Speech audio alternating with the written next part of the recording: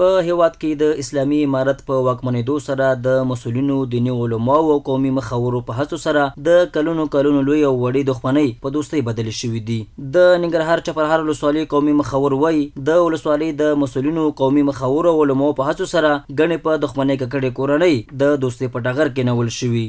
یعنې په لسګونو مشکلات د حکومت په همغږۍ او د قومي مشرانو د علماء کرامو ځوانانو د دوی په ګډون باندې ټولې بدۍ او کومې شخړې چې دي په لسګونو باندې حل شوې دي. دا ټول د جرګو حالت اختیاري ټول د اکثره فیصلې په محکمو نه کوي، په جرګو کوي او انشاءالله دا سپین ږیري ورته همدې ته آماده دي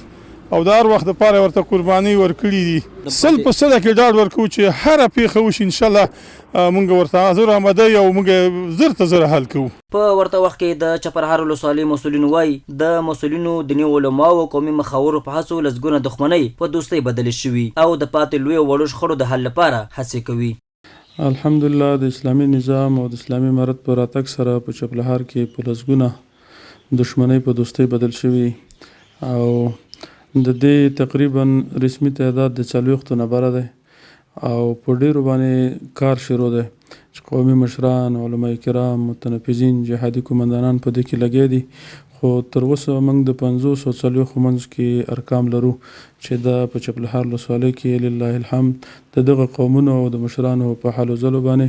پای ته رسېدلي او په دوستۍ بدلې شوي. دا په داسې حال کې ده چې له تېرو 15 میاشتو راهیسې د ننګرهار د سرحدونو، قومونو او قبایلو چارو ریاست له لوري شاوخوا 600 دښمنۍ بیرته په دوستۍ بدلې شوي دي.